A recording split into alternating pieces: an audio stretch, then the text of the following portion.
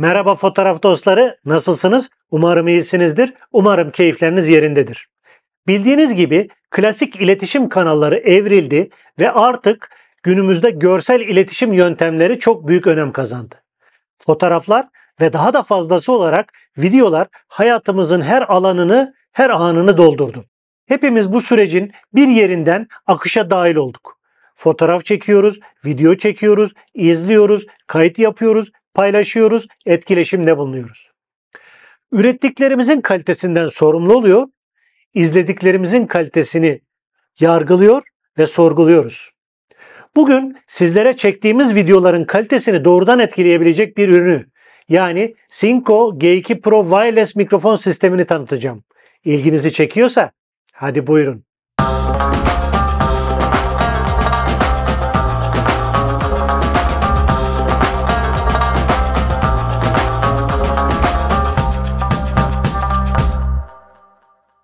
Ben 25 yıldır fotoğraf seven, fotoğraf çeken birisiyim. Bundan birkaç yıl önce günün birinde YouTube için video çekmeye karar verdiğimde yepyeni bir dünyaya adım attım. Video işi başlarda çok karmaşık geldi. Çok araştırdım, okudum, izledim, denedim, yanıldım ama bir şeyler öğrendim ve de öğrenmeye devam ediyorum. Video çekmeye başladıktan sonra öğrendiğim hem de acı deneyimle öğrendiğim en önemli şey ses kötü ise video çöptür oldu. Zira görüntü kötü dahi olsa izleyici bir şekilde ona bakabiliyor. Çünkü insan beyni görselleri onarıyor ve bozuk dahi olsa anlamasına yardımcı oluyor. Bu görsel şudur diyor. Oysa ses kötü ise beyin bile yardımcı olamıyor. Bu bozuk ses şunu demek istedi diyemiyor. Tam aksine algıları kapatıyor. Bu nedenle ses belki de videonun en önemli parçası. Bir gerekçeyle ses kaydı yapmak zorunda kalırsanız yine bambaşka bir dünyanın içine düşüyorsunuz. İşin detaylarına girecek değilim ama gerçekten birçok parametresi var. Oysa bizim ihtiyacımız temiz, net ve yeterince güçlü bir ses kaydı.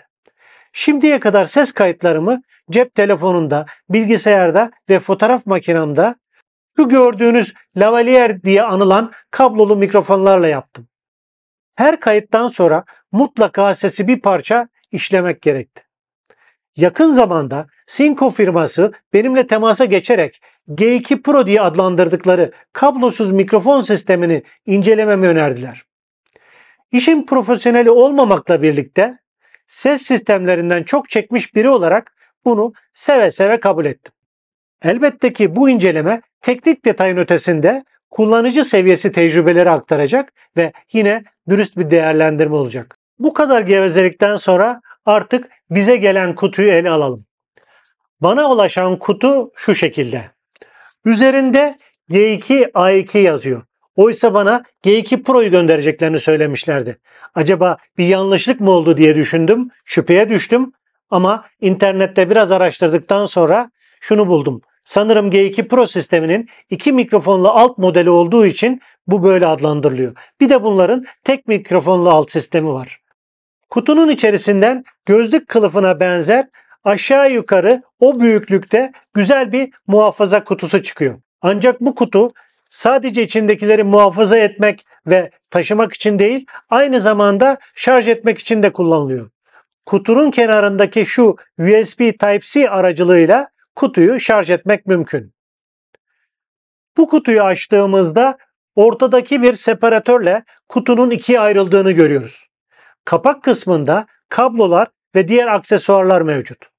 Bunlar nedir diye hızlıca bakacak olursak 2 adet lavalier mikrofon, bu mikrofonlar için 2 adet sünger kafa, yine bu mikrofonlar için 2 adet yaka mandalı, bir tane kamera mikrofon alıcısı arası için 3,5 mm TRS jacklı kablo, bir tane cep telefonu veya diğer alıcılar için 3,5 mm TRRS jacklı kablo, her iki ucu USB Type-C olan bir kablo, 2 tane Dead Cat denilen tüylü kafa, 1 adet USB Type-C'den USB Type-A'ya geçiş adaptörü, bir tane de yine USB Type-C'den iPhone Lightning'a geçiş adaptörü çıkıyor.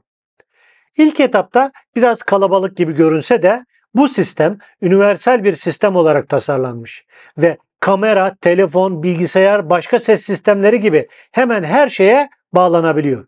Dolayısıyla olası tüm kablo ve adaptörler kutuda gelmiş ki biz ekstra bir şeyler satın almaya çalışmayalım diye. Separatörün diğer tarafına geçtiğimizde 3 parçalı olarak kablosuz mikrofon sistemini görüyoruz. Bunlardan üzerinde RX yazanı receiver yani sinyal alıcısı. Bu parça kayıt yapacak cihaza bağlanacak. Diğer ikisinin üzerinde TX yazıyor. Bunlar da transmitter yani verici mikrofonlar. Kutunun en sağında da şarj durumunu gösteren LED ışıklar mevcut. 3,5 saatte tam dolu şarj olabiliyor. İçindekileri kullanılmadıkları sürece sürekli şarj ettiği için tam şarj ile 24 saat boyunca kesintisiz kayıt yapmak mümkün olabiliyor. Her ne kadar kutu bir şarj aleti görevi görse de hem receiver hem de vericilerin üzerinde bulunan USB Type-C portlar sayesinde her biri ayrı ayrı da şarj edilebiliyor. En basit şekliyle bu sistem şu şekilde çalışıyor. RX yazan sinyal alıcıyı kayıt yapan cihaza bağlıyoruz. Bu cihaz kameramız olabilir, cep telefonumuz olabilir, tabletimiz olabilir, masaüstü ya da dizüstü bilgisayarımız olabilir ve hatta hoparlör sistemimiz dahi olabilir. Birazdan bunların örneklerini yaparak kolayca nasıl bağlandığımızı göreceğiz. TX yazan verici mikrofonları ise ses kaynağına iliştiriyoruz. Örneğin konuşmacı olarak ben dilersem doğrudan bu klipsler yoluyla yakama ya da uygun bir yere iliştirebiliyorum. Görsel olarak bu kibrit kutusu büyüklüğündeki cihazı kadrajımızda görmek istemezsek kutudan çıkan lavalier mikrofonu buraya takıp verici mikrofonu saklayarak sadece lavalier mikrofonun ucunu gösterebiliriz. Bu arada kutudan çıkan dead cat veya tüylü kafa doğrudan verici mikrofona takılabiliyor. Bunu da atlamadan söylemiş olayım. Bu şekilde 2 adet verici mikrofon var bu kutuda. Böylece karşılıklı diyalog, röportaj gibi çekimlerde her birini bir konuşmacıya rahatlıkla iliştirebiliyoruz. Özetle konuşmacıların seslerini verici mikrofonlarla algılayıp kablosuz bir şekilde sinyali alıcı cihaza iletiyorlar. Alıcı cihaz da bu sesi bağlı olduğu kayıtçı cihaza uygun kablo aracılığıyla ulaştırıyor ve kayıt gerçekleşiyor. Sistemin nasıl çalıştığını anladığımıza göre özelliklerine de bir göz atalım. Elimde gördüğünüz 39 gramlık receiver'ın yan tarafında on-off butonu var.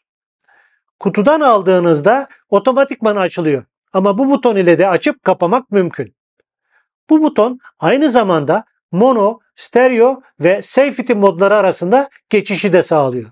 Safety modu ile kayıt yapılırsa olası ses zıplamalarına karşı sağ sinyal 6 desibel daha düşük kaydedilerek geri dönülemez kayıpları önlüyor.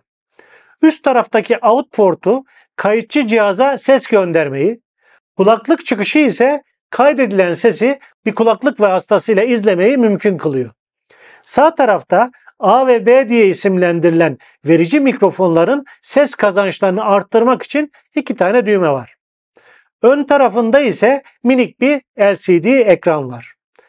LCD ekranın en üstünde seçili modu ve pil durumunu, orta satırda A ve B vericilerinin aktiflik durumunu ve ses kazancını, en alt satırda ise ses seviyesinin görselleştirilmesini takip edebiliyoruz. Yine 39 gramlık verici mikrofonu elimize aldığımızda üst tarafta mikrofon alıcısını görebiliyoruz ki buraya dead cat dediğimiz tüylü kafa takılabiliyor. Sol yanında on-off butonu, şarj için USB Type-C ve lavalier mikrofon girişini görebiliyoruz. Sağ tarafta ise ses kazancını ayarlama butonu ve gürültü kesici butonunu görebiliyoruz. Birazdan yapacağımız testlerde bu fonksiyonu da daha iyi anlamış olacağız. Artık sistemi anladığımıza göre testlere geçebiliriz. Bu videonun bu seviyesine kadar benim daha önce kullandığım lavalier mikrofonla sesi kaydettim ve her zaman olduğu gibi sesi bir parça editleyerek temizledim ve yükselttim. Şu anda dinlediğiniz örnek kayıtta ise standart olarak şimdiye kadar kullandığım lavalier mikrofondan gelen sesin düzeltilmemiş halini duyuyorsunuz. Artık yeni mikrofon sistemimize geçelim ve seste nasıl bir değişiklik olacak algılamaya çalışalım. Şu andan itibaren Synco G2 Pro sistemiyle kayıt yapmaya başladım. Receiver'ı paketin içinden çıkan kablolar aracılığıyla kamerama bağladım. Verici mikrofonu üzerinde dead cat yani tüylü kafa olmadan yakama taktım ve bu sesi hiç editlemeden sizinle paylaşıyorum. Aynı sesi bir de dead cat tüylü kafayla kaydedelim.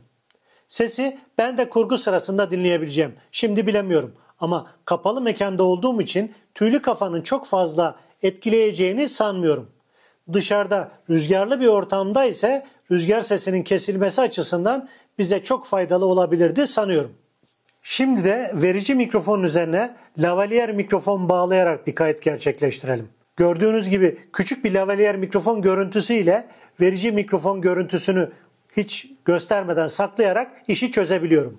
Şimdi de mikrofon sistemini cep telefonumuza bağlayalım.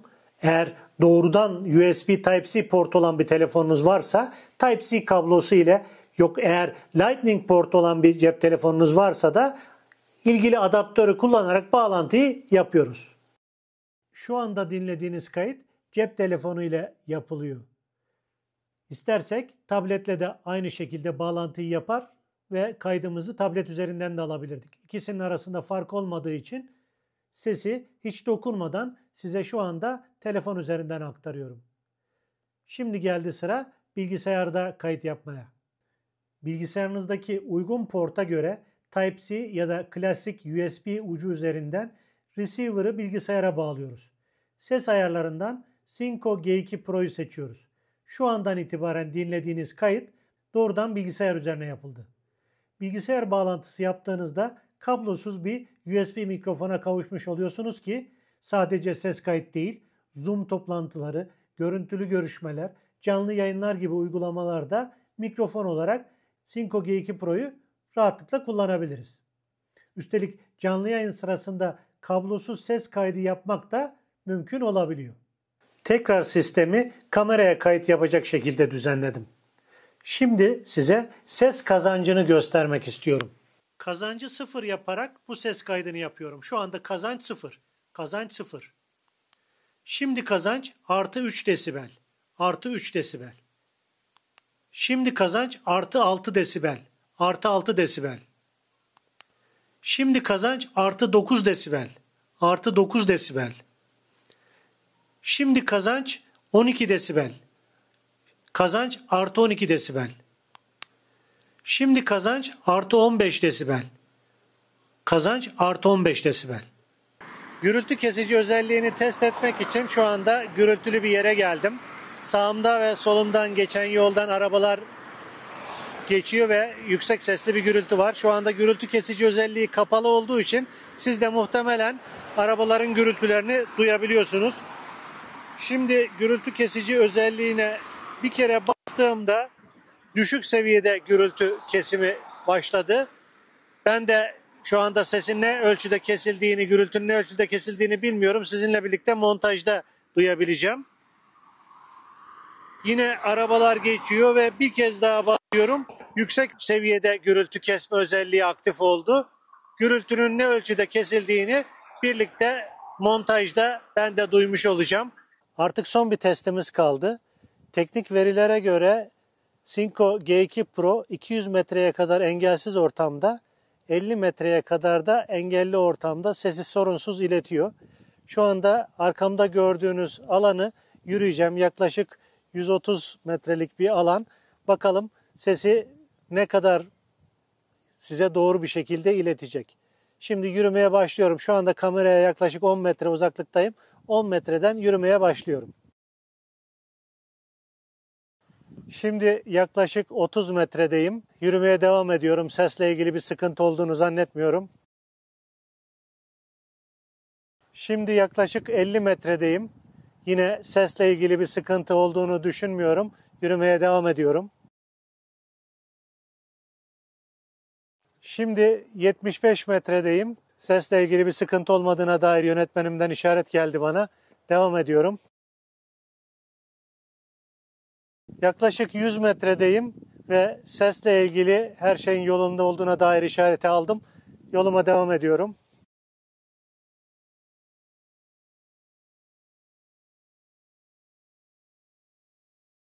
Evet, sanıyorum beni görüyor kamera şu anda. Şu anda 120 metredeyim ve devam edeceğim yürümeye. Sesle ilgili herhangi bir sıkıntı yok. Artık bir viraj döneceğim. Kamera ve ses sistemi beni görmeyebilir. Bakalım ses duymaya devam edecek miyiz? Ben yürümeye devam ediyorum.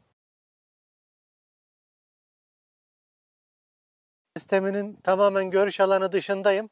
Ses devam ediyor mu etmiyor mu bilmiyorum. Bunu ancak montajda öğrenebileceğim. Kamerayı ve ses sistemini görmediğim için sesimin ulaşmadığına dair bir fikrim yok. Testi burada bitiriyorum ve yavaş yavaş geri dönüyorum. Tüm testleri tamamladığımıza göre gelelim değerlendirmelerimize. Bence bu sistemin en güçlü yanı universal oluşu. Kamerayla, telefonla, tabletle, bilgisayarla çalışabilmesi ve bunun için gerekli altyapının hazır olması önemli bir avantaj. İkinci olarak engelsiz ortamda 200 metre, engelli ortamda 50 metre gibi bir çekim gücü var ki bu da mükemmel. Normal bir kullanımda 20-30 metreden daha uzak mesafelerin kullanılacağını tahmin etmesem de bu özellik cazip bence. Diğer bir avantaj bir alıcı ve iki vericinin tek bir kutu içerisinde kompakt bir şekilde gelmesi. Üstelik de 24 saat kayda kadar sıkıntısız destek vermesi. Gerek receiver üzerinden gerekse de verici mikrofonlar üzerinden ses kazancını ayarlayabiliyor olması başarılı. Son olarak da tek tuşa basarak gürültü kesebilmek, sonradan masa başında yapmaya çalıştığımız birçok işlemi ortadan kaldırıyor ki bu da çok kıymetli. Türkiye'de satış fiyatı ne olacak bilmiyorum ama yurt dışında 199 dolara satılan bir sistem olarak bence çok başarılı. Sonuç olarak bundan sonra benim sesimi bu sistem üzerinden duyacaksınız. Bir videomuzun daha sonuna geldik. Umarım sizin için faydalı olabilecek, işinize yarayacak, sorunlarınıza çözüm olabilecek bir şeyler aktarabilmişimdir. Sizlere ufak da olsa değer katacak bilgiler verdiğimi düşünüyorsanız kanalımızı desteklemenizi rica edeceğim. Bir sonraki videoda tekrar görüşünceye kadar hoşça kalın.